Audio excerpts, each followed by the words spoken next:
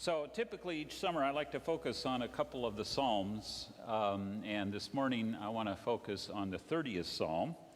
But one word of explanation I need to give about a couple of the terms used in this Psalm, Sheol and the pit. Now, Oregon basketball fans, when they hear the pit, of course think of what? Mac Court, right? With those three balconies of screaming fans, lurching over the opponents like vultures in the desert. And I always love going to those games and watching as the opposing team looked up rather fearfully to watch that scoreboard bounce up and down as we're chomping and clapping and cheering the Ducks to victory. But alas, no more. Progress is inevitable. Matt Arena's beautiful place, one of those necessary things you have to do in modern college sports with all the bells and whistles for athletes and alike. And so progress moves on. But the pit here in the 30th Psalm is not that pit. Indeed, it's probably the opposite of that, at least for Duck fans. Instead of a place of life and victory and celebration, it is the place of death, also called Sheol. And when you read in Hebrew Scripture, Sheol or pit, and the terms are synonymous, do not think of hell. That is a different concept. Sheol in Hebrew thinking was not a place of eternal torment and suffering. Rather, it's simply the place of eternal nothingness. It's where the dead go and cease to be altogether.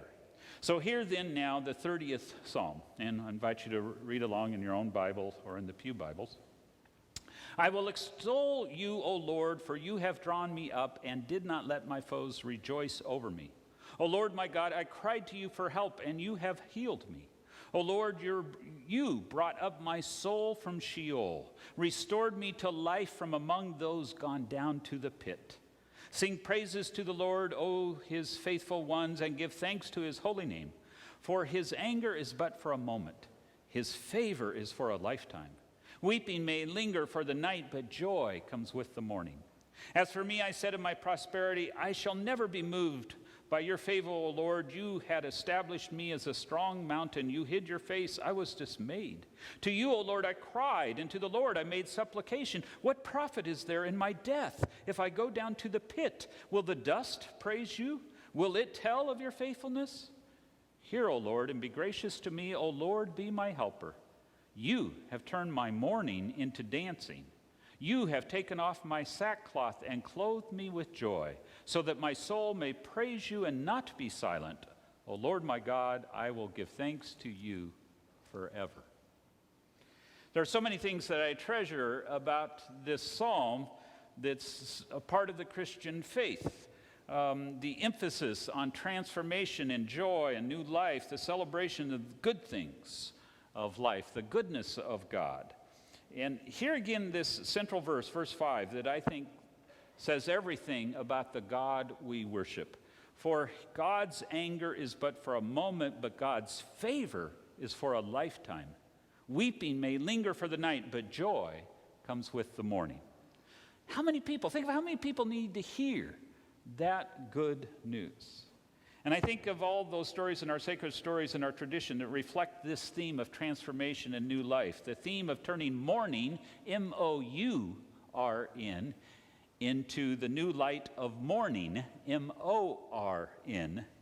And so we go from morning to morning, so to speak, from death to life, from grief to joy, from night to day.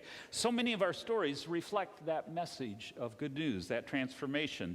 The central stories of the two Testaments, the Exodus story in the Hebrew Scriptures, the Easter story in the New Testament, are stories of that kind of transformation from death to life, from grief and suffering to joy and celebration. And so many other stories, of course, in the Bible reflect the same thing. The birth of Isaac to Abraham and Sarah in their age, right, in their great age, in the 90s, that brought such joy to them.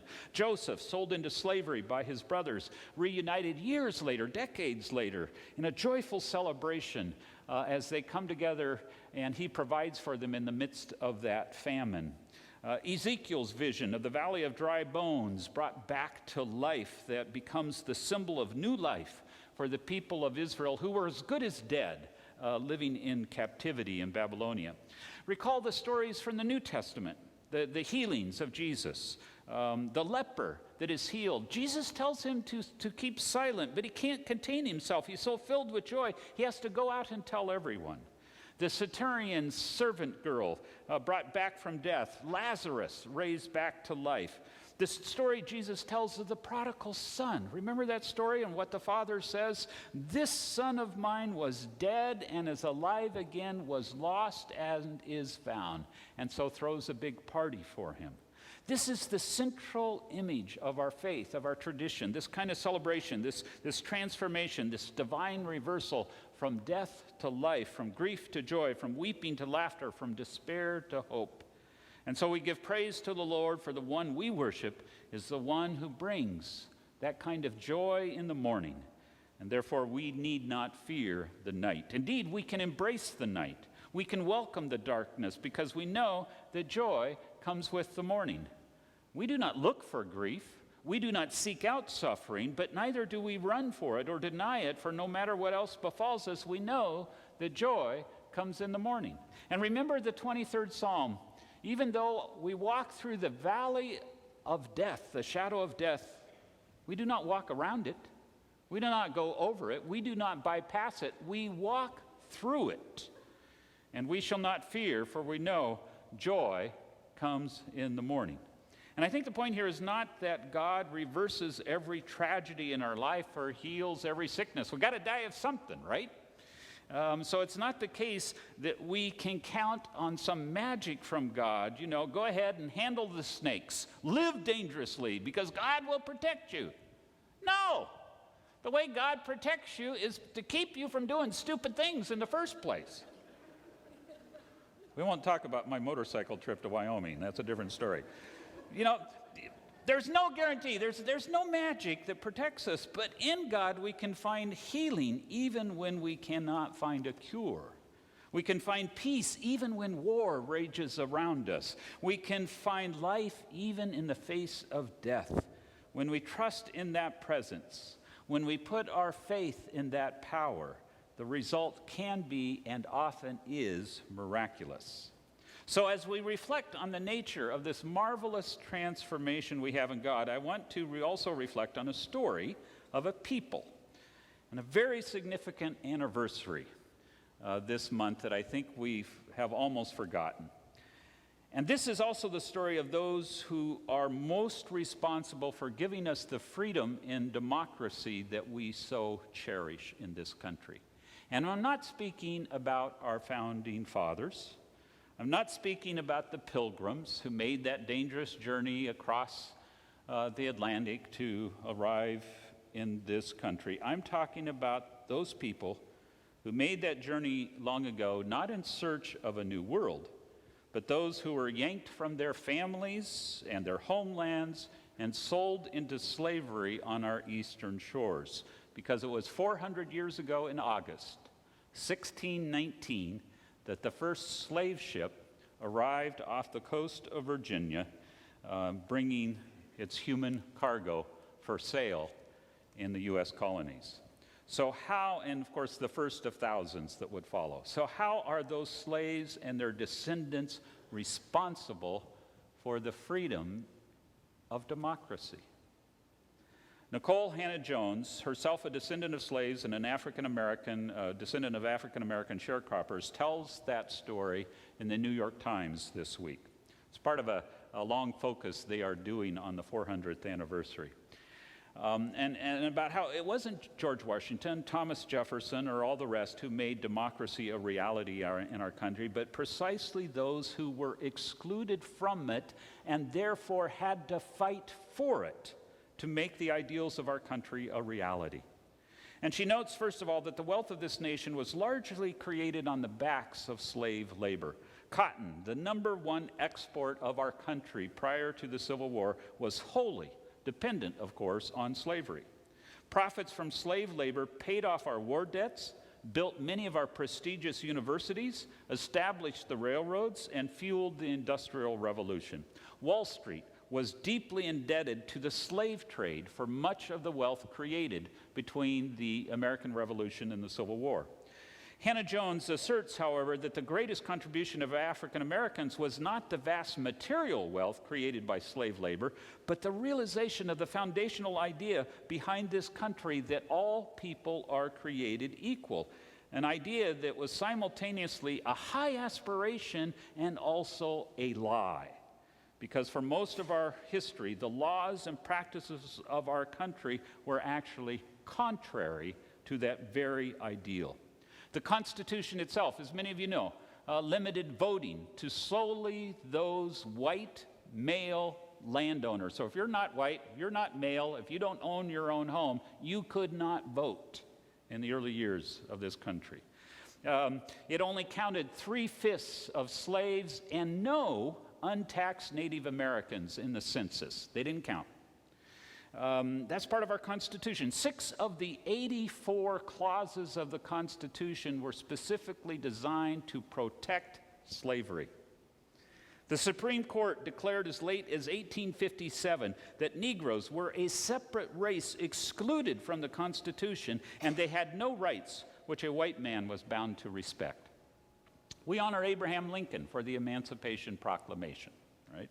And yet Lincoln himself was so worried about the consequences of that proclamation that he arranged for Congress to finance the return of slaves to Africa once they were freed.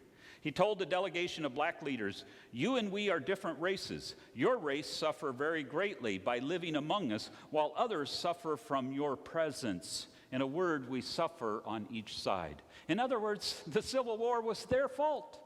And the only way to heal the wounds of the country was for them to leave.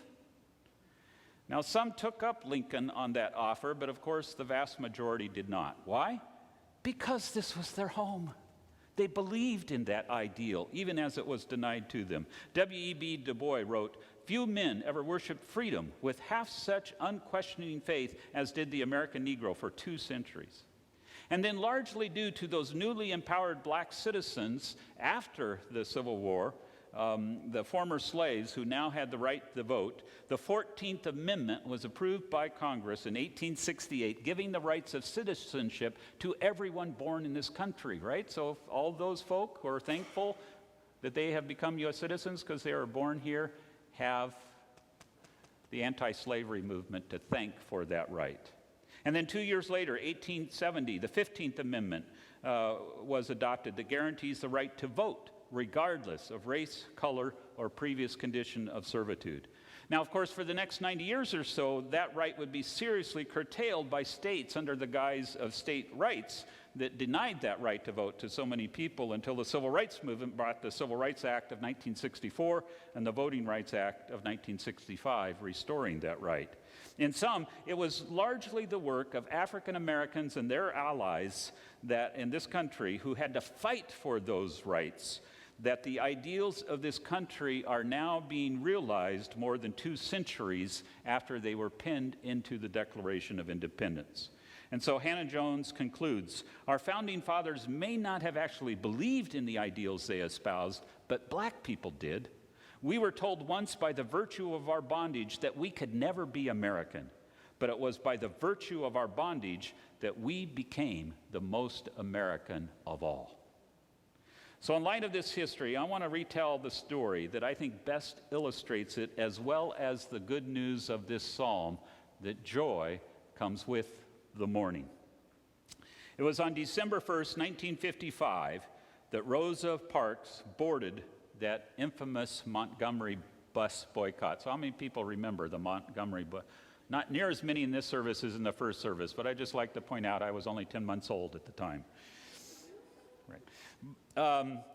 And of course, when she went in, she's seated in the colored section behind the sign that said whites only. But a couple of stops later, more white people boarded the bus, and the bus driver instructed her and 3 others to move to the back of the bus. And the other 3 did. But Rosa Parks said no. It reminds me of Henry Thoreau's essay on civil disobedience. He writes, "There comes a time when we have to say no to the evil systems of our world." Now, whether or not it was out of some high kind of ethical,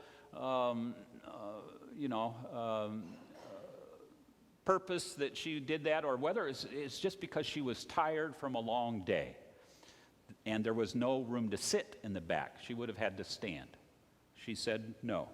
And so she was arrested and booked into jail. Now, here's the wonderful thing about history. Just the coincidence that Martin Luther King Jr. had just become the pastor of the Dexter Avenue Baptist Church the year before, fresh out of seminary. Like the guy's only something like 25, 26. And he learned about her arrest, and so the next morning he called up a couple of other pastors, and they began planning a boycott. They held a public meeting that night, Friday night. She was arrested on a Thursday. And they agreed to begin the boycott on the following Monday, and to hold another meeting that evening to decide how long they would continue this protest. Now, King writes that he hoped, his hope of hopes, was that maybe 60% of the black community would participate in the boycott. So many of the folks in that community depended on those buses in order to get to their jobs. So this was a big ask. So maybe 60%. The next morning, Coretta King, his wife, excitedly called to him, "Martin, quick, come look!" As they watched the bus go by on their street, completely empty. Not a person on it. And it turned out it was like 99% participation from the black community. So quickly the word had spread for that. At that packed church that Monday evening, King was elected to lead the newly formed Montgomery Improvement Association to further organize the boycott. And he told the full house that night there would be no violence. There would be no hooded mobs of black men who would take a white person from their home and beat them. There would be no crosses burning on lawns, no threats of intimidation. He said, quote, "Our method will be that of persuasive non-coercion. Our actions must be guided by the deepest principles of our Christian faith. Love must be our regulating ideal." And he concluded with these words, "If you will protest courageously and yet with dignity and Christian love, when the history books are written, the historians will have to pause and say, 'There lived a great people, a black people, who injected new meaning and dignity into the veins of civilization.'" Indeed. And as he sat down, the crowd rose to their feet in thunderous applause. King noted later that he had little time to prepare for that night, and instead it was as his older colleagues told him, "Open your mouth and God will speak for you."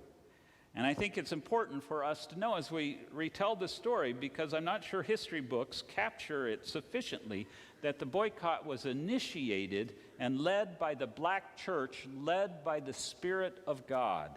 And King wrote, "It was Jesus of Nazareth that stirred the Negroes to protest with the creative weapon of love."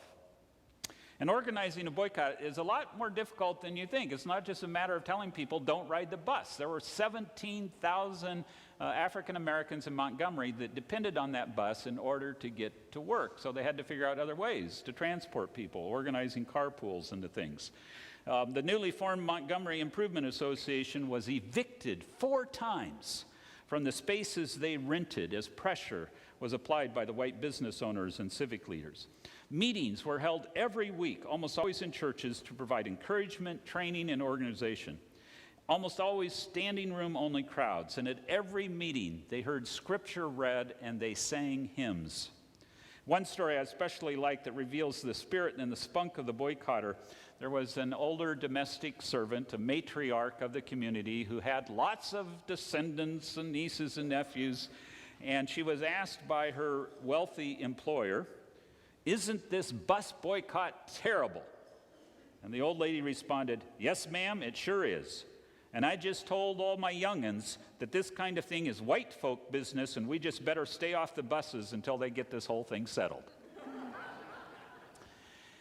The boycott went on for a full year, right? The stakes dramatically raised when the insurance companies canceled the insurance policies of the carpools, and the city of Montgomery made carpooling illegal. It appeared to the leaders of the Montgomery Improvement Association they would either have to ask their people to walk the long distance from where they lived to where they worked, or they would have to give up the boycott. On November 12th, King said in that weekly meeting that night, "This may well be the darkest hour just before the dawn." The mood was pessimistic. People sensed the boycott was about to fail. King said that night was darker than 1,000 midnights. Hope was fading. The lamp of faith was about to go out. King and the leaders of the Montgomery Improvement Association had been cited and charged for damages, economic damages caused to businesses because of the boycott and for the public nuisance they had created with their carpools. And so they were brought to court on November 13th. It was a court with a long history of discrimination against their people.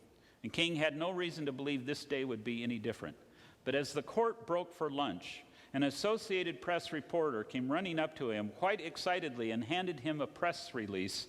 And reading with a mixture of anxiety and hope, he read this: "The United States Supreme Court today affirmed the decision of a special U.S. District Court in declaring Alabama state and local laws requiring segregation on buses unconstitutional."